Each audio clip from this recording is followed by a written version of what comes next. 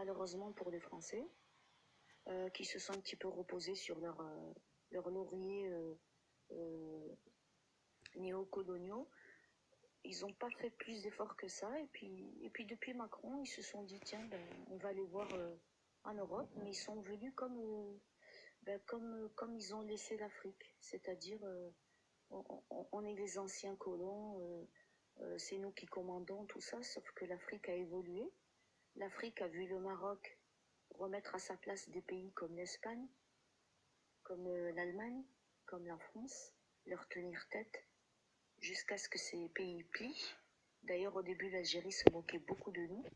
Ils disent, oh là là, ils veulent s'affronter à l'Espagne. L'Espagne est un pays européen. Ben, regardez aujourd'hui le résultat avec l'Espagne. Donc, le Maroc est un modèle. Le Maroc est un modèle pour plusieurs pays. Tout d'abord pour l'Algérie, qui a décidé de prendre son indépendance une fois qu'elle a vu que le Maroc était devenu indépendant. L'Afrique met de plus en plus les Français à la porte parce qu'elle a envie d'être un pays souverain et maître de ses propres affaires et ne plus se faire piller. Et elle a vu aussi que le Maroc, il était dans la stratégie gagnant-gagnant avec les pays africains. Du coup, ben, il y a beaucoup de pays qui essaient d'imiter le modèle marocain, qui ont vu le résultat de la politique marocaine et qui voudraient être comme notre pays. Donc, quand tu dis qu'il faut les laisser droit dans le mur, oui, dans leurs problèmes intérieurs, oui. Mais quand ça concerne le Maroc, non. On ne doit rien laisser passer. Mais alors rien. Même pas un fake news sur un de nos lives. Il faut tout détruire. Même si eux sont des milliers qui sont payés et que nous, on fait ça sur notre temps et gratuitement parce que on a hubb al-watan, معليش.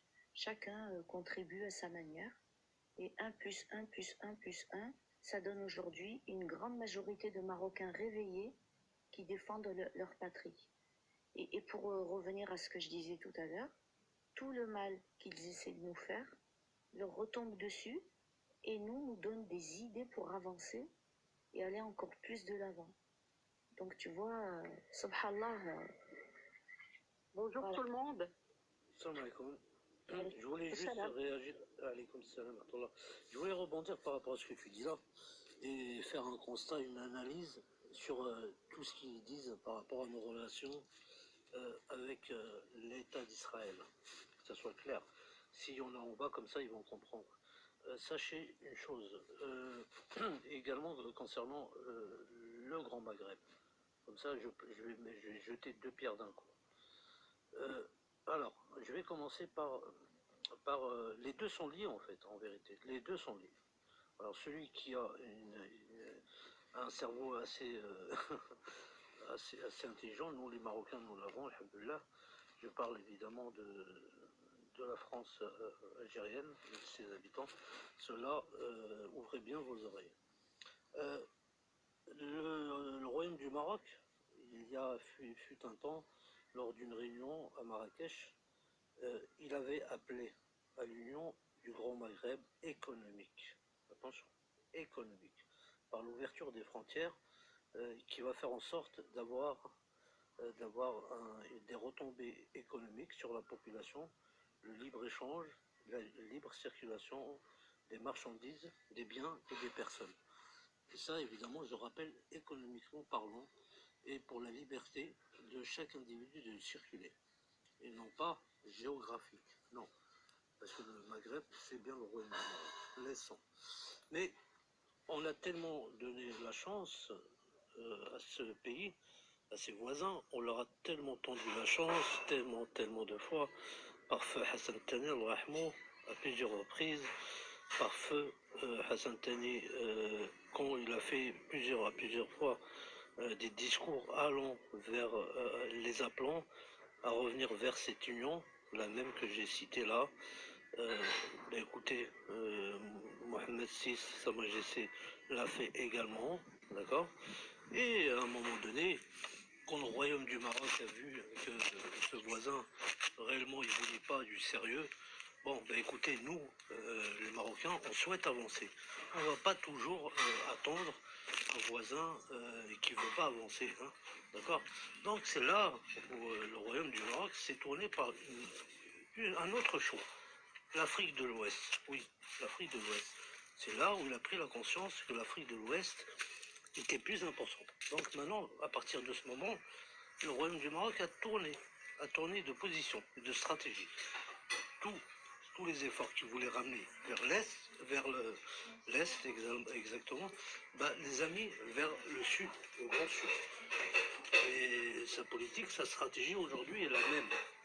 Et pour ça, bah, écoutez, on s'est tourné vers les États qui allaient dans l'autre sens, dans l'État d'Israël.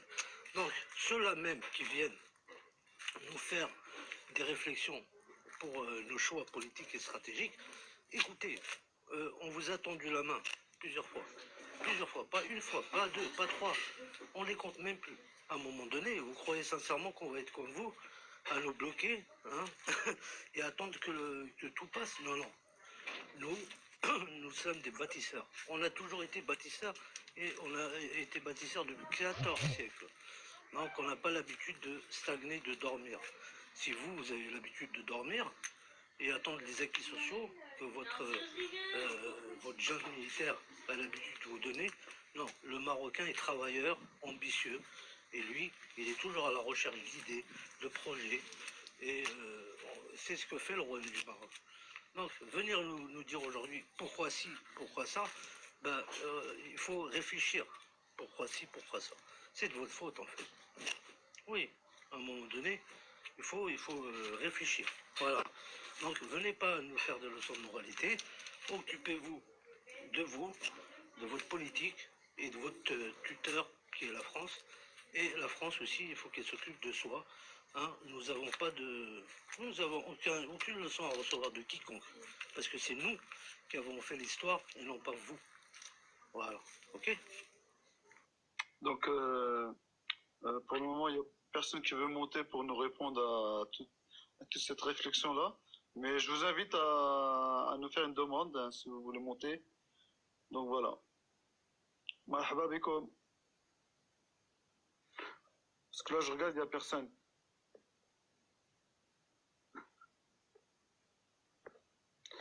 Il n'y a personne. Est-ce qu'il y en a un qui veut monter? Non, il n'y a pas. Il y a une sœur qui est montée. Hein. Oui, Yasmine. Je peux prendre la parole alors? Bien sûr. Alors, je me présente. Yasmine. Attends, excuse. Il y avait Casus Billy avant toi, je sais pas si... Ok, très bien. Je sais pas s'il veut prendre la parole ou pas, ou il te laisse, je sais pas. Casus? Non. Parole. Ouais. T'as quelque chose à dire ou non? Non, c'est bon. J'avais à dire. Et maintenant, je peux. Ok, vas-y Yasmine. Alors, bonjour tout le monde. Salam alaikum, mes frères et sœurs. Je suis marocaine de Marrakech, je réside en Norvège. Il n'y a pas longtemps, j'ai créé un compte TikTok parce que j'ai dû suivre tout ce qui se passe au niveau de ces altercations entre Marocains et Algériens et ça fait vraiment mal au cœur. Alors, alhamdoulilah, j'ai pu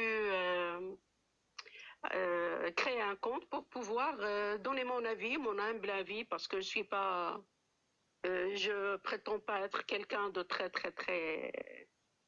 connaisseur en politique, mais je rejoins ce que mon frère là a dit à propos des relations algéro-marocaines qui sont depuis 62 n'ont jamais été des relations normales. Ça a toujours été des relations conflictuelles et